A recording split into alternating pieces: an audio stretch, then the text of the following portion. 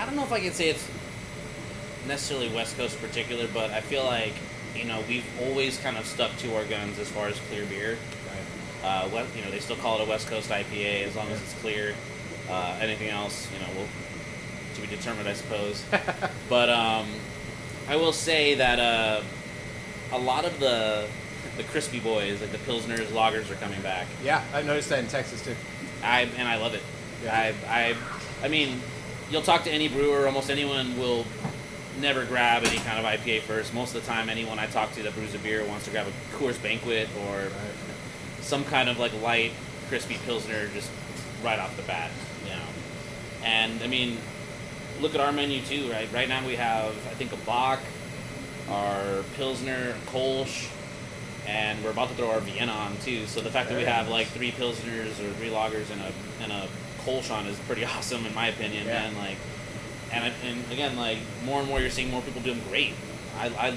Go around town, you'll find a good Pilsner, man. You can go over to Smock City and get some little pills and little crush. Yeah. Weaver's has their Kolsch, their Seafarer, as well as I think they have a couple of Pilsners and a Schwartz beer on too. So the availability of hoppy beers was about the last 10 years it has been a problem. Right. And then now like getting a nice Pilsner or a lager is just like, okay, that's just about as easy at this point now, and I feel like that's just kind of the transition. Not really a transition. I feel like since we've kind of stood with all these clear beers, it's been a little easier to kind of get a little access to them. Right. I can't really say one way or another about how the East Coast is. I've never been, so I can't say. But I feel like we've just had our crispy lagers and our West Coast IPAs the whole time. I hope they're doing the same, or they're somewhere close to it, man. Yeah. That's how I like to drink. I've heard multiple people say you can hide a bunch of shit in a stout, you can hide some shit in an IPA, but you can't hide anything in a lager. Can't. So, and it shows if you're really a good brewer if you're making a good lager. Yeah, and I talked to a friend of mine that did all the art outside. There's all that stuff on the wall over here. Our buddy from France, Nicholas, he's a baker, and he does what he calls the glazed donut test when he goes to places because he bakes donuts. Okay. So he always says kind of something similar. So if I want to try your stuff, I'm not going to try your chocolate donut or your filled donuts. I'm just going to go for your glaze. I'm going to see what your glazed donut tastes like, what your sugar tastes like, and your dough tastes like. Because you can't hide anything beyond that. I'm like, that's the lager test. Yeah. Or what we kind of don't really call it anything per se, but like that's essentially how we do all of our lager tests. Like, all right, well, I want to try that because if it tastes bad, then I probably don't want to try anything else on the menu here. For sure, yeah. But yeah, no, you're right.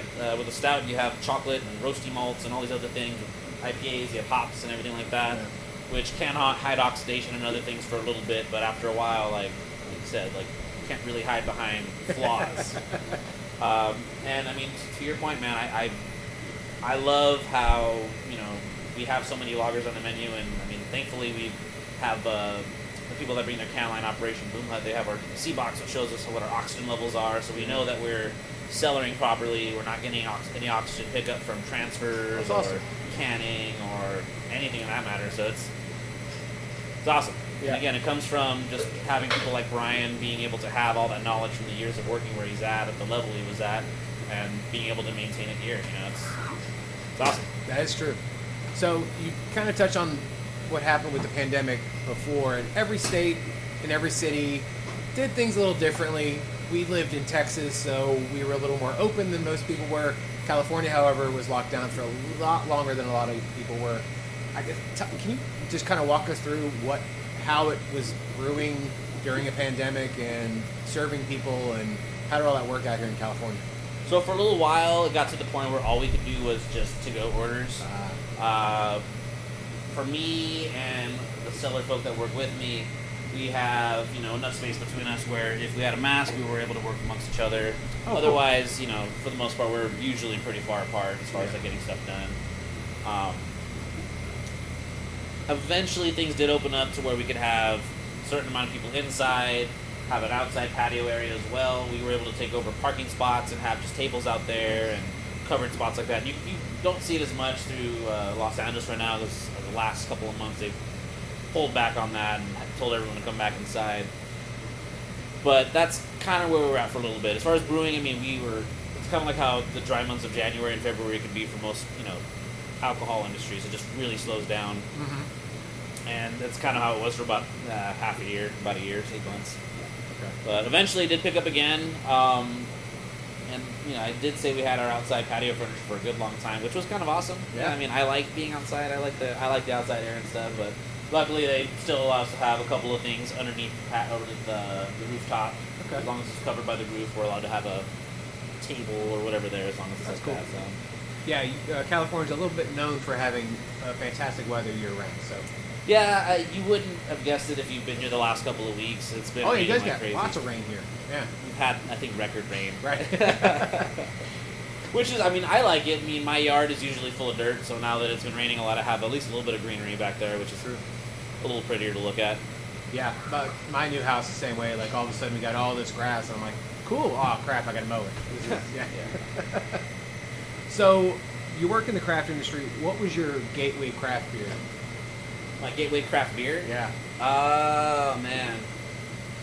I started with really heavy IPAs, so it was 2 of them, actually.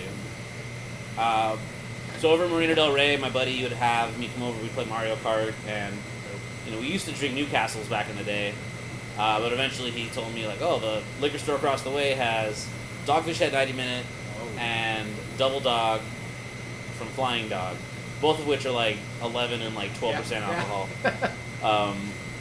And me being like 22, 21 at the time, being told I couldn't drink a beer like this, or otherwise it'd get me drunk, and I'm just like, yeah, that's not happening. Yeah. Challenge accepted. Yeah, challenge failed. I had 2 of the 4 beers, because I bought a 90-minute, Dogfish at 90 Minute. So I had 2 down. By the third one, I was already just like plastered. I couldn't play Mario Kart, I couldn't drive home. I just fell asleep. So I did start off with drinking a lot of Dogfish Head, and then transitioning into, because I was in coffee for a number of years too. Nice. So stouts were another big thing for me. Yeah. So Old Rasputin was another one of the beers that I was always looking for. And then, again, being a coffee person, coffee stouts, coffee porters were the next other style that I was really coveting. So I would say, Smog City's coffee porter was one of the first ones I really gravitated towards. They also had a stout called the Nothing, which was almost like a milk chocolate, dark chocolate combo, which I really liked. Yeah. At Three Weavers, there was Southbounder, which is the coffee stout from over there as well, which is really delicious. And then, I eventually just got into IPAs in general, up until now, where it's like, okay, I'll drink just about anything. Right. Sours, stouts. I like to try like a little bit of everything, especially if you have a good reputable brewery. I like to see everything that you got. Right. For the most part, I mentioned earlier, if you can make one stout pretty good, you can make the other one solid too, and it shows. True. So, top 3 favorite beers that you guys have made here? Top 3 we've made here, I would say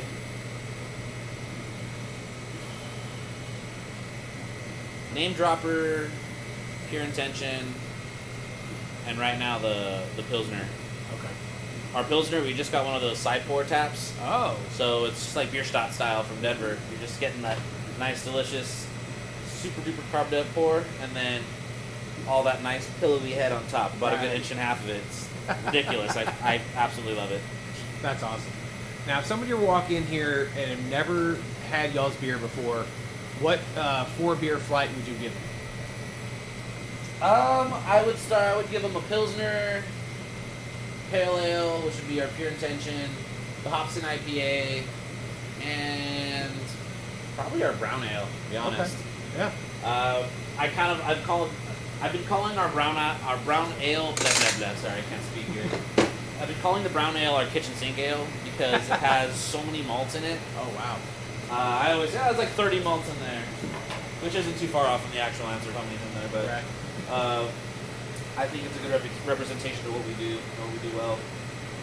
That's awesome. So, not trying to get you in any trouble, but your top 5 favorite LA or SoCal breweries. Top 5? Shoot, man. I gotta say, and again, it might be a little biased because these are friends of mine, and also I've worked at a bunch of these places, but I love El Segundo, Smog City, Three Weavers. shoot. Let's see. Do a little different too. Beechwood's another one of personal favorites, especially because of how all the variety they have. And not here anymore, unfortunately. They just closed down, but they're still around. Celador for all their sour and barrel aged program. Right. Amazing sours. It is sad when you see a brewery go away and you're like, you're making such great beer. But Well, I think they're still going to be around from what I've read. I think they're just shuffling around. There's a couple of people that are trying to get a cheaper, better, or whatever location for whatever their idea for the business is. Right. I wish the best to them, though. I absolutely love their beers. Nice. I would try to look for some while I'm at it. I think you can get them online still, and you can pick them up. If you're still around for a couple of days, I believe they still have like a pickup program. Cool. Somewhere like, I think over in the valley still. They're from the Sacramento Valley area. Oh, okay. Which also happens to be where I'm from. Now, this is the Brewsers podcast, so I have to ask, if you were a pro wrestler or an MMA fighter, what would your name be? I always thought it was funny because I thought of the same thing, like as far as like a roller derby. Oh, yeah. So my name is Jared, so I always thought, like, what if I just call myself Jared Polito? And I thought that'd be pretty sweet. I like that. But I've always been a fan of just like outrageous sounding names, like of just anything. Same. So like, oh, it's the cocoon of no return or whatever. So just the idea of just like, all right, I get to make like a name for myself and wrestling moves, like I'm so down. Yeah. You get to name everything you ever do. Yeah, man. Yeah. You guys have favorite wrestlers? Of all time or now? Like, that's kind of a... Let's go all time and go now. All time, I'm a Bret Hart fan. As he's gotten older, he's been a little more whiny when it comes to life in general. So I will say Mick Foley. Right now, I'm real high on Minoru Suzuki, even though he's like a 50-something-year-old guy that's probably on his way out, but he still fucking goes hard. Hey, man, Ric Flair still goes hard. He sure does. Yeah. He's almost died multiple times. Yeah. Eric? Billy Gunn, Obviously, all time. really good. Yeah. And then currently Kevin Owens. Yeah. Okay. Yeah. So, old school.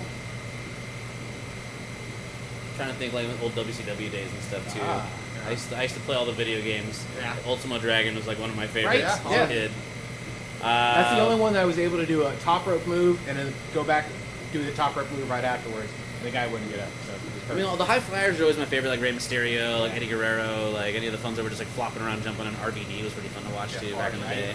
Yeah, Jeff Hardy. Yeah. Oh, Jeff Hardy's pretty fun too. Oh, jeez. I mean, honestly though, if I was to say one that I always really, really like, probably Undertaker. Yeah. Currently, I don't watch as much, but I have a lot of friends that watch ECW.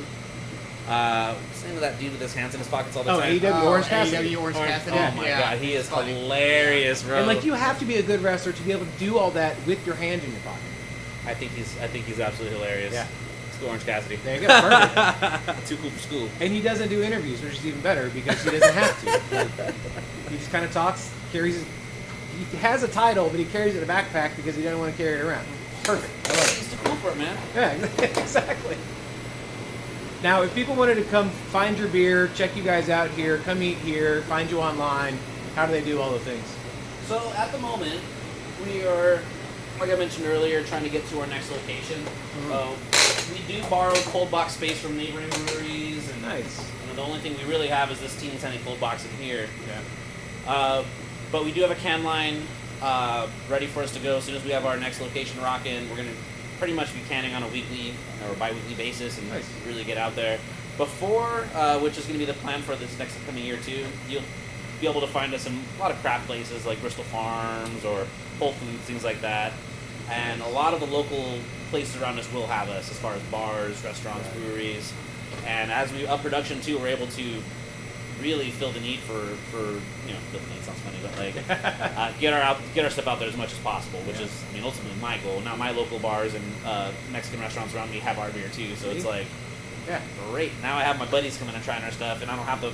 I'm not saying I have to drag them over here like it's a bad thing, but at least when you come home from a hard day's work, you don't got to travel 30 minutes out the way to try our stuff. You can just, hey, let's go to the local bar and try some. Exactly. Yeah, that's what's always kind of confused me. If you have a brewery and the bars and the restaurants around you aren't serving you, either they don't want to, or you guys maybe aren't doing your job. Which I always find to be weird. You have the same issue in Texas, and I'm just like, come on,